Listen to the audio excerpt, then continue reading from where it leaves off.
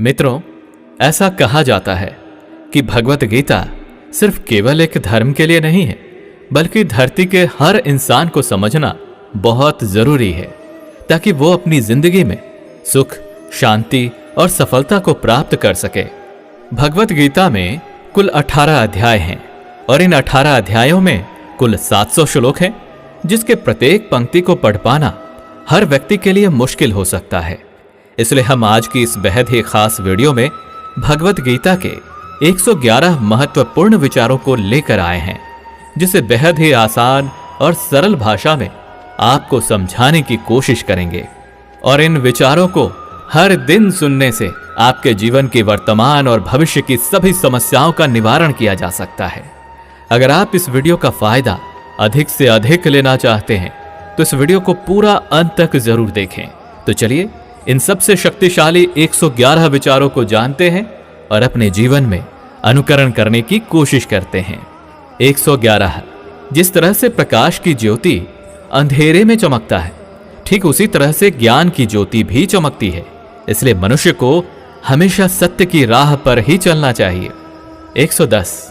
श्री कृष्ण कहते हैं कि इस धरती के हर मनुष्य को अपने कर्म के फल की चिंता किए बिना, उसके परिणाम की चिंता ना करते हुए, बिना किसी लोभ लालच के निष्पक्ष होकर और निस्वार्थ भाव से अपने कर्तव्यों का पालन करते ही रहना चाहिए।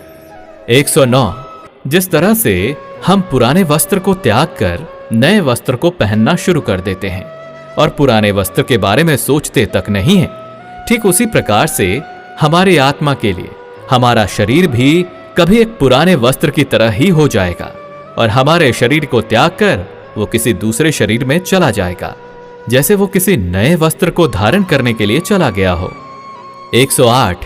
जिस मनुष्य के अंदर ईश्वर में श्रद्धा नहीं होती और साथ ही साथ ज्ञान की भी कमी होती है, उस मनुष्य को जीवन में कभी भी आनंद और सफलता की प्राप्ति नहीं हो सकती। 107। जब कोई समझदार व्यक्ति किसी संबंध को निभाना छोड़ देता है तो समझ लेना उसके आत्मसम्मान को कहीं ना कहीं या कभी ना कभी ठेस अवश्य पहुंची है। 106। हमें छोड़कर कोई अन्य क्या कर रहा है, कैसे कर रहा है और क्यों कर रहा है, इन सभी बातों से हम अपने आप को जितना दूर रखेंगे उतना ही हम खुश रहेंगे और इतना ही नहीं, हमारे मन को शांति भी मिलेगी। 105। जो दिल से अच्छे हैं, जिनमें दया की भावना है और जो दूसरों की तकलीफों को समझते हैं, उन्हें दोबारा जन्म नहीं लेना पड़ता और मोक्ष की प्राप्ति करके उसकी आत्मा परमात्मा में लीन हो जाती है। 104। मोह उसी पर करें जिस पर आपका अधिकार है, और जिस पर आपका अधिकार है ही नहीं उसका कभी भी मोह नहीं करना चाहिए। 103। प्रबुद्ध व्यक्ति अर्थात जो जानकार है या जागृत है, उनके लिए कचरे का ढेर, पत्थर और सोना सभी एक जैसा ही होता है। 102। आपके कर्म ही आपकी पहचान है, वैसे तो एक ही नाम के हजारों इंसान हैं। 101। प्रेम सदैव माफी की उम्मीदें रखता है और क्रोध सदैव माफी को सुनना पसंद करता है। 100। विषय के बारे में सुनने से मनुष्य को आसक्ति होती है, इससे उनमें कामना की इच्छा पैदा होती है और कामनाओं में अड़चनों के होने से क्रोध की उत्पत्ति होती है। 99। जो व्यक्ति हमेशा संदेह करते हैं, उनके लिए प्रसन्नता ना तो इस लोक में है और ना ही किसी और जगह। 98। कर्म वो फसल है जिसे प्रत्येक मनुष्य को किसी भी हाल में काटना ही पड़ता है। इसी कारण से हमेशा हमें अच्छे बीज ही बोनी चाहिए ताकि अच्छी फसल को काट सके। यानी कि अगर कर्म हमारा अच्छा होगा तभी तो उसके परिणाम भी अच्छे होंगे। 97।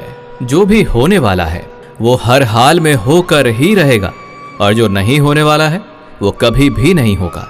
ऐसा ज्ञान जिनके बुद्धि में होता है वो कभी भी परेशान नहीं होते। 96।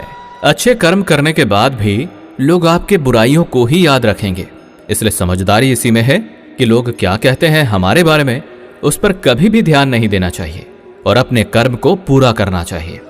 95। जितना हो सके खामोश रहना ही बेहतर है, क्योंकि ये आपको तो जानना ही चाहिए कि आपकी जुबान ही आपसे सबसे ज्यादा गुनाह करवाती है।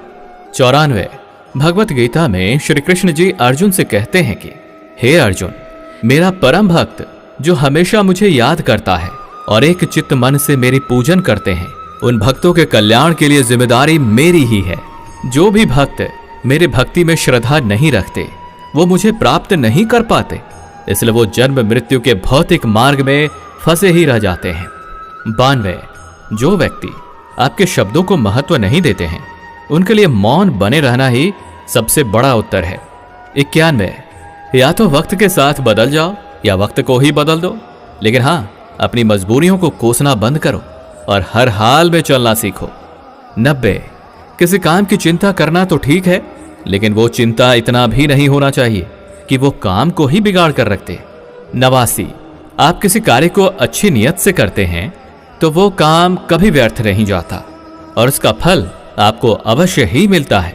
88, श्री कृष्ण जी कहते हैं कि आप अगर ये सोचो कि आपका भाग्य मैं बनाता हूं तो ये गलत है, क्योंकि मनुष्य अपने भाग्य का जिम्मेदार स्वयं खुद ही होता है।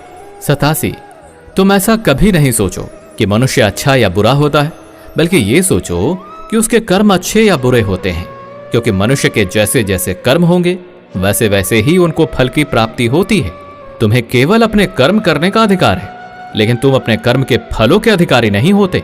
तुम्हें कभी भी अपने आप को अपने कर्मों का फल नहीं मानना है और ना ही कर्म को ना करने में आसक्त हो जाओ। और सही कर्म वे नहीं हैं जिसके परिणाम हमेशा सही होते हैं, जबकि सही कर्म तो वो है जिसका उद्देश्य कभी गलत ना हो।